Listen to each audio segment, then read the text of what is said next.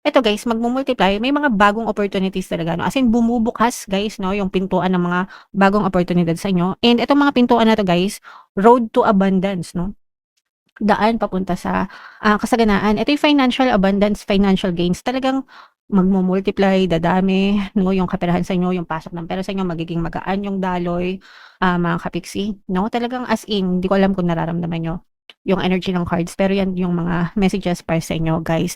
Basta masikap lang kayo at matiyaga kayo sa buhay.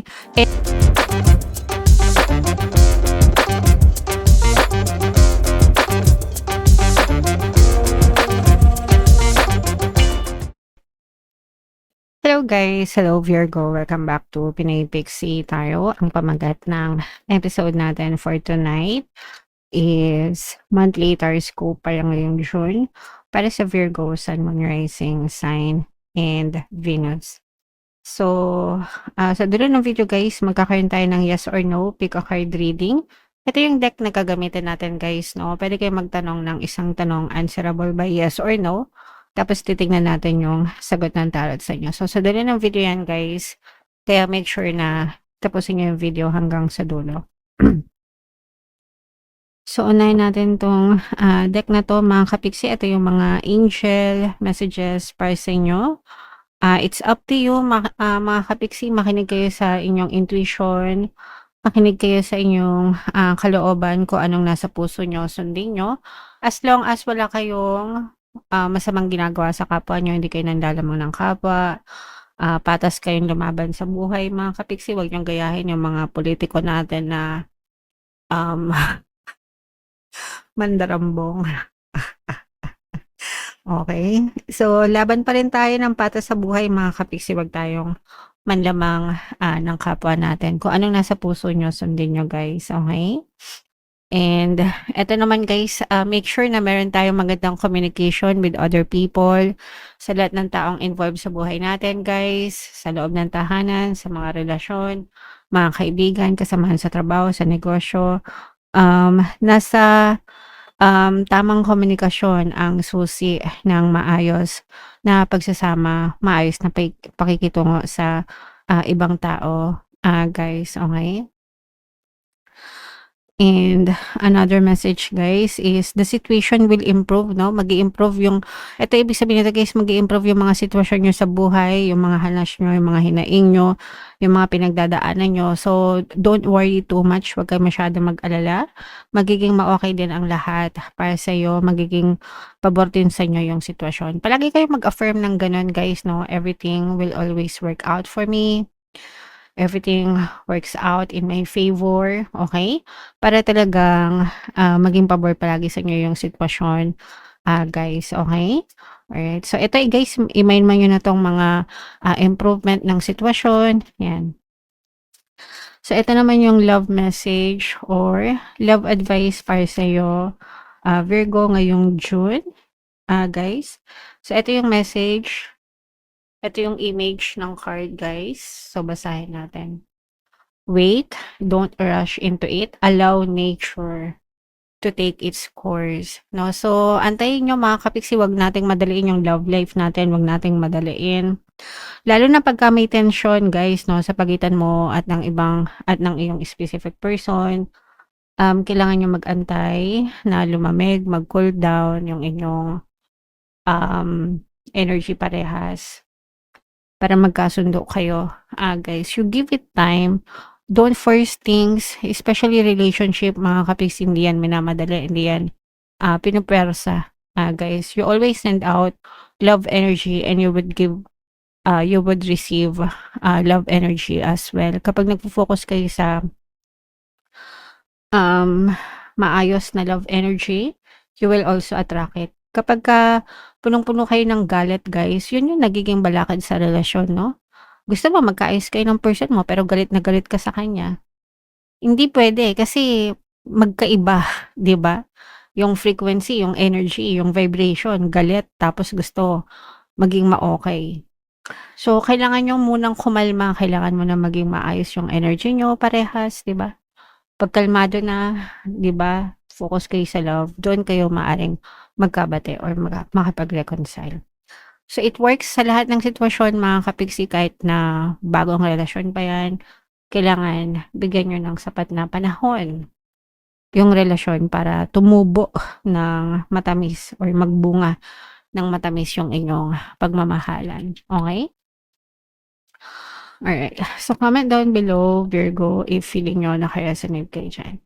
So, shuffle natin 'to. Hanapin natin yung energy ng Virgo, mga kapiksi. Habang sina-shuffle ko 'to, panoorin niyo muna yung video natin regarding sa ating paano mag-manifest ng abundance video first. Kapiksi, sawa ka na ba sa mga struggles at hirap sa buhay mo? Masipag ka ba at masikap sa buhay ngunit hindi ka pa rin umaasenso? Ilang beses ka na bang nag-attempt mag-negosyo at mag-invest pero palagi ka pa rin nalulugi? Sa pagkakataon na ito ay maaaring may subconscious beliefs ka na nagiging balakid sa iyong pag-unlad at pagyaman. Introducing, paano mag-manifest ng abundance video course. Dito ay matututunan mong ma-overcome ang mga balakid mo para tuluyan ka ng umunlad, umasenso, sumagana, maging matagumpay, successful at maswerte sa iyong kabuhayan, pera, trabaho, negosyo sa lapi at kaperahan ng bonggang-bongga. Dali, mag-send na ng email sa pinoypixie@gmail.com at simulan na ang iyong pagyaman ngayon. Alright. So, sa lahat ng gusto mag-avail ng course, guys, meron tayong paano mag-manifest ng abundance video course, paano mawala ang third party at magkaroon ng harmonious na relationship, paano pabalikin si ex revised breakup. Sa mga interesado, guys, mag-send lang kayo ng email sa pinoypixie@gmail.com. And sa mga naghahanap ng pampaswerte, guys, meron tayong money shaker jar. Ito yun, guys, no, super liit na bote pero super effective, mga kapiksi. At saka ito. So, ito yung WhatsApp number, chat nyo lang ako dyan. Marami ng success stories yan, guys. Kaya kung gusto nyo ring sumakses sa kabuhayan, pera, trabaho, negosyo sa lapi, life in general, mag-avail na kayo, mga kapiksi.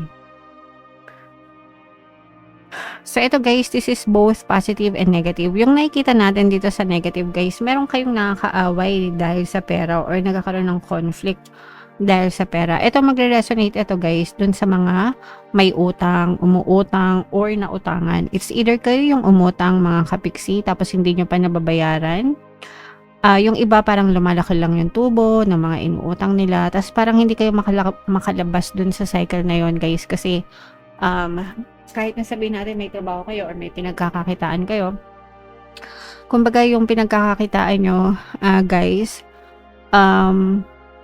pag dumadating siya, pinangsasalpak nyo lang din, binabayad nyo sa utang. Tapos kapag naubusan na kayo ng na short na naman kayo, uutang ulit kayo. So, parang cycle siya, no? Na hindi natatapos for some of you, mga kapiksi. Or, kung kayo naman yung inutangan, guys, parang ganun din. Inuutangan kayo, tas babayaran kayo, no? Tas pag na-short na naman sila, uutang na naman ulit sa inyo, mga kapiksi. So, parang may mga ganung cycle na paulit-ulit na nangyayari sa inyo, guys, okay? So, kung kayo yung nangungutang, mga kapiksi, kung kayo yung inutangan, meron tayong subliminal dito, guys, para makabayad sila ng utang sa inyo. So, marami ng success yun. Pakinggan nyo lang ng paulit-ulit para mabayaran nila kayo. And ipagdasal nyo rin sila na sana maging ma-okay yung buhay nila para hindi na sila umutang. At saka para mabayaran nila kayo, mga kapiksi. Okay? And kung kayo naman yung nangungutang, guys, kailangan yung mag-improve.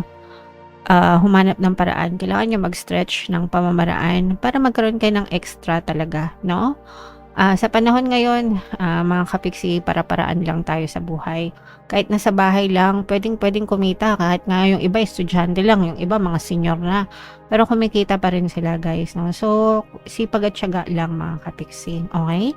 Lalo na sa online, ang dami ng pwedeng pagkakitaan, guys. Alright? And ito yung mga blessings. Actually, guys, may mga new opportunities na dadating sa inyo, no? Itong mga new opportunities na to, magdadala ito ng financial security and financial abundance sa inyo. Mga blessings ang dala-dala nito. Pwedeng negosyo, pwedeng trabaho, or other sources of income like mga side hustles, mga kapiksi. Pero ito, guys, parang this is something na talagang libang na libang kayong gawin. Okay? Pwedeng mga hobbies nyo rin, mga kapiksi. Kunwari, mahilig ka magluto, tapos naisipan mo na magbenta ng mga kakanin or ng mga lutong ulam, ganyan. Magdadala siya, guys, ng additional source of income sa inyo, and maaari kayong maka-experience ng more blessings dun sa mga pagkakakitaan na yun. So, sample lang yun, guys. Depende sa kung ano yung peg nyo. Pero guys, ito yung abundance of money, wealth, riches, mga blessings, mga bagong opportunity sa pagkakakitaan. Ito guys, maaring ito rin yung maging sagot, no? Lalo na doon sa mga palaging umuutang guys. Kaya nga sabi ko sa inyo, kailangan nyo mag-stretch. Kailangan nyo humanap ng paraan, and talaga naman yung paraan. Ito nga, diba, sabi nga sa inyo kanina, the situation will improve. So, mag-i-improve din yung mga sitwasyon nyo, especially kung may mga problema kayo sa pera, guys. Kasi tutulungan kayo ni universe. Pero, kailangan nyo ring tulungan yung sarili nyo, guys. Okay? So, wag lang tayo basta umasa kay universe. Dapat meron din kayong ginagawa sa sarili nyo. And you have to conquer your fears, mga kapiksin, yung mga takot nyo. Yung iba kasi, guys, natatakot sumubok, no? Dahil pwedeng natatrauma or natatakot ma-scam. Wala namang masama kung susubukan. Basta make sure na kapag sinimulan nyo isang bagay, mag-research muna kayo, mga kapiksino, para siguradong iwas scam. Guys, huwag kayong maghanap ng mga shortcut. Di totoo yung mga shortcut na yan, mga kapiksi. Kailangan talagang nagsisikap kayo. Ayan, no? So, ito yung road. Ito talaga, guys. Bagong simula talaga to, no? This is road to financial abundance, guys. Ito, ibig sabihin ng road to financial abundance, daan papunta sa kasaganaan, sa kaperahan. Kasi talaga magmumultiply yung blessings. Ito, guys, magmumultiply. May mga bagong opportunities talaga, no? As in, bumubukas, guys, no? Yung pintuan ng mga bagong oportunidad sa inyo. And ito mga pintuan na to, guys, road to abundance, no? Daan papunta sa kasaganaan. Ito yung financial abundance, financial gains. Talagang magmumultiply, dadami, no? Yung kaperahan sa inyo, yung pasok ng pera sa inyo, magiging magaan yung daloy, mga kapiksi, no? Talagang as in, hindi ko alam kung nararamdaman nyo yung energy ng cards, pero yan yung mga messages para sa inyo, guys. Basta masikap lang kayo at matyaga kayo sa buhay, and you will find the right people, no? May makikilala kayo or makikita nyo yung mga tamang tao na maaaring makatulong sa inyo, makapagbigay sa inyo ng gabay, no? Lalo na yung mga sumasukses na, parang may makikilala kayong mga ganon, and maaari sila yung magbigay sa inyo ng gabay, mga kapiksi. Pwede rin to sa online, guys. Ang dami nyo nang matututunan sa online ngayon. Mga kapiksi, pwede sa mga courses, o kaya naman pwede sa tiyagaan ng mga self-study, mga kapiksi. Okay? Alright. So, yeah. Grabe.